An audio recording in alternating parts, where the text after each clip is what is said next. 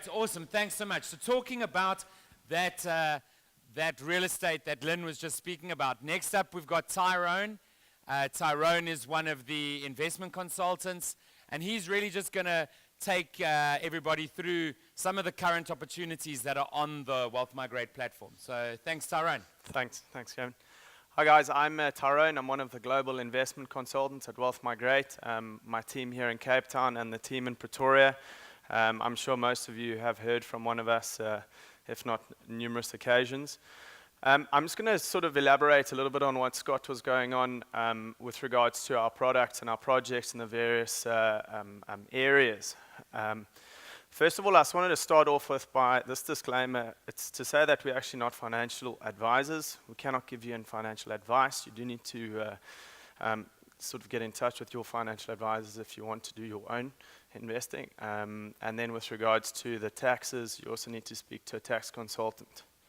If I can just leave that there for 5 seconds. So, Wealth Migrate in numbers. We've got 111 members from 111 countries. We've had 1,770 plus transactions, and we've got investors from 44 countries. The average transaction is 41,000. As Scott mentioned, and this is obviously a slide that you had seen before, the minimum investment at this point is $1,000, and that can vary depending on the investor. Wealth Migrate in numbers, if you look at this, the group performance as of March 2018, you can see there's a significant difference between 2013 and 2018. 2018, obviously we only into the first quarter of the year, and you can see the growth thus far. Obviously leaves a lot to the imagination as to where we're going. The investment strategy. The favorite sectors, healthcare, industrial, data centers, multifamily, student housing, office downtown, office suburban, hotel and retail. As most of you all know, the healthcare industry is probably one of the most risk-free. Obviously it's not risk-free, but it is as risk-free as it can get.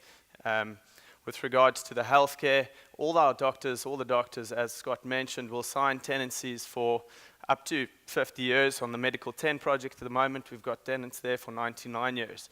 And then the minimum is 10 years from an oncology unit.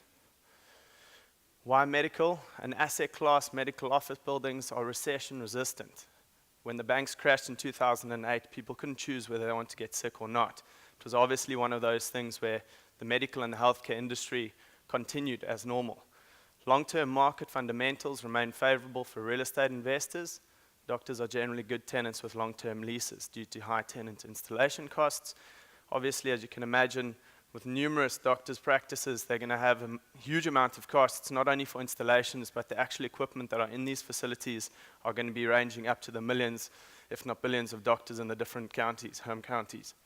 Tenant demand is fueled by demographic trends rather than economic growth.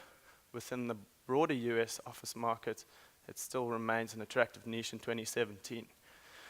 Benefiting from demographic trends, increased healthcare utilization, and spillover from ongoing expansion in the life sciences industry. The medical office building assets are well positioned to capture more foreign dollars in 2017 as buyers seek out high yields, but still relatively safe investment opportunities. Here's our medical track record. Again, I apologize if Scott potentially had gone into some of this information already, but this is Medical 8.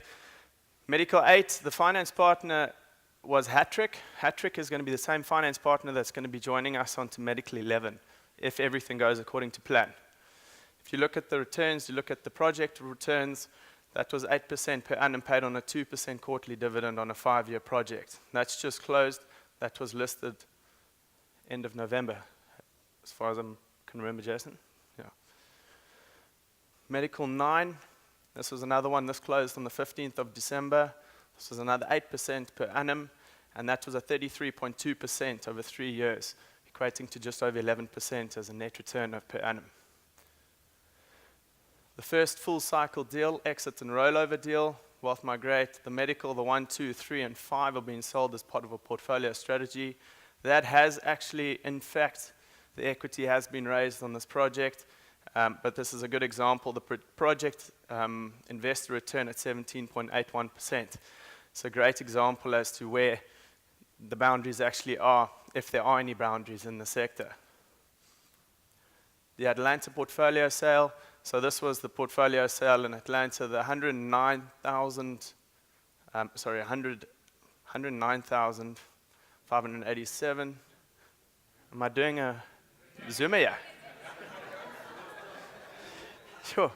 11, 18. Okay, so we'll move on to the other one. 18,200,000 on the equity available. And then the IRR of 17.81%. Obviously, most of our investors managed to get a hold of this project, and it was completely closed on this rollover deal extraordinarily fast. Our medical investments and performance, as you can see again, it's fairly similar to the previous slide. You can have a look there for yourselves on 2018 in the growth investments portfolio value. Medical 1, Medical 2, 3, 5, and so on. Medical 11 will also start bringing it back up, and Medical 10 after the renegotiations has also brought that figure significantly higher. So Medical 10, is there anyone here that has actually invested in Medical 10? Okay. And what were your returns, or what can you remember what the returns are when you made your transaction? Great, all right. So yeah, you can see what we've actually managed to do to close this project as soon as we can. We've managed to renegotiate on the deal. Here you can see the project is actually in Atlanta. Now Atlanta is the home of Mercedes-Benz, it's the home of Coca-Cola, and it is the next best option for Amazon to move their head office. Of which a good statistic is that 238 cities in the US put a bid forward to make Amazon their head office location. So that's going to bring 50,000 people into Atlanta, hopefully if all goes according to plan. Also Atlanta, if you had to put it into perspective, the size of Atlanta is around 20 kilometers by 25 kilometers. So if you have a headquarters of Mercedes-Benz, Coca-Cola, and Amazon all within that same area, there's huge growth and economy growth within the area. So this is the IRR. It's been increased to 15.02% as opposed to what you saw previously. Looking at that 8%, paid in a quarterly dividend of 2%. The increase, what we managed to increase previously, the return was 33.2%, and now it's gone up to 39.3% on the renegotiation from last week. So all our investors are extraordinarily happy, and again, it's managing for us to close this deal as soon as we can. That's the location. You can see the facility. You can see it's established. It's already existing. It's been in operation for 3 years. So what we're actually doing is we're going to purchase this facility as an already existing investment. So the doctors, the surgeons, and all the GPs that are actually in place already will actually become our investors, tenants. And that's where your quarterly distribution comes from the rental income that we yield. Now, like I said before, the least amount of time on one of the leases for the doctors is an oncology unit, which has 10 years left on their lease. There's one lease up to 99 years. And being a 3-year project, it really does sort of give us security in knowing that the doctors aren't going to go anywhere. Excuse me. So, super important to go through what the risks are, because as any investment has it, there are obviously going to be risks involved. The risks involved, or the potential risks involved, is failure to honor lease obligations. Now, the mitigations is that the tenant credit checks have been done, reputable medical tenants, solid financial positions of tenants, long-term lease, and then the debt cover ratio allows 25% decrease in revenue. Now, I don't know about you, but as I said, when Lehman Brothers went down in 2008, it wasn't necessarily a crisis in the medical industry. The hospitals still remained, as Scott said, there's still hospitals, maybe not his doctors there anymore, but the hospital's still there. Interest rate risks, inflation, federal raising rates, basically the mitigation is the fixed interest rates that was pre-negotiated with the finance partners, the valuation risks, the economic conditions, lower gearing, DCR averaging, and then the strongly capitalized lenders. Like any investment, there's going to be the risks, as Scott mentioned in the Kensington, but our due diligence team do everything they can to make sure that this doesn't happen. So this is the cold storage that was mentioned earlier. This is just outside Brisbane. Basically, this is has an excellent reputation, a track record for sourcing quality real estate, decades of experience, a strong knowledge and contacts, and then successfully executed numerous real estate investments. Now, Ozprop, they've collectively got 50 years of experience. They're in a very niche market, and they sponsor the debt. It's very important for our partners to sponsor this debt, and it simply gives them sort of skin in the game to make sure that they're not going to go anywhere. The available pipeline of deals successfully managing properties. This investment, it's just short of 7,500 square meters of cold storage. The deal value is just short of 25 million, and the equity available is 2.745. The duration is going to be 5 to 7 years. At 5 years, we'll check the micro and the macroeconomics of the local area to depend on where we'll go from there. The IRR is 10.2%, and then after tax 7.15%. The investment income averaging 7.5% per annum before costs. Now, I think a lot of you will sort of ask the question as to why are the percentages different and why would people want to get involved with these percentages? Australia is the 13th most powerful economic powerhouse of the world. The stability in the country and the infrastructure and the transportation within the country allows for the people to have certainty, and not only that, but also in the future, if they were to move to Australia, there would be the options behind that. The EB5 investments and the US green cards. Now, we facilitate in helping our investors become permanent residents with numerous benefits. I mean, not only do you get involved in a project, an investment, but then you also will get the green card, or you and your immediate family. I'm not going to go into too much detail into this, but if you have any questions about it, you can speak to us and we can hand you on to the relevant parties to make sure that you can get the information. So these are our current deals at the moment. We've got the Ozprop in Australia, we've got Atlanta. The medical portfolio has now closed. We have now raised the equity. Medical 10, like I said, this has just increased.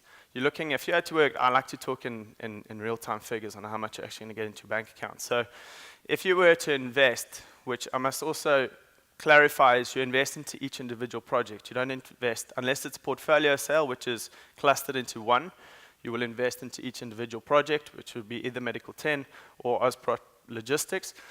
With regards to Medical 10, the previous net return into your trading account should be looking at 11.033%.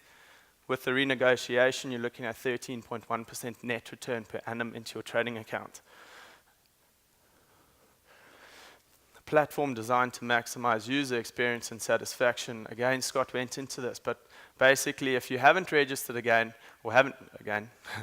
you haven't registered, then you go into Wealth Migrate, you'll set up your account, you'll complete your profile, and then once you've completed your profile with your KYC and your FICA documents, which you're trying to get sort of a bit of a fast track to ensure that you can get it done as soon as we can. But once you've managed to complete your portfolio, you select your investments, you transact online, and you manage your portfolio. Now, another thing I wanted to make clear to everyone is when you receive your dividends, that 2% or whatever that dividend is every quarter, you can take those dividends and you can distribute those dividends into other projects. So if we've got a project in the UK, which we will very shortly, or any other projects coming up in the US, you can take those dividends and you can diversify them. You can stick them into Medical 11, or you can stick them into Ozprop, or you can stick them into wherever you want. If you want to wait for maybe another 6 months, you can also do that. So it's a very straightforward way in getting onto the property market without having to speak to those 16 middlemen and the amount of fees that we normally do. Okay, I can breathe now. So what we're going to do, myself and Jason, we will be at that round table at lunch, the beginning of lunch. If anyone wants to talk to us, this is why we're here, and we can give you some more information. I've also got the brochures. You can have a look at who the tenants are. You can look at what the tenancy lengths are, and you can actually look at what the exact returns are. Thank you. Thank you, everyone. Great. Thanks so much. Thanks so much.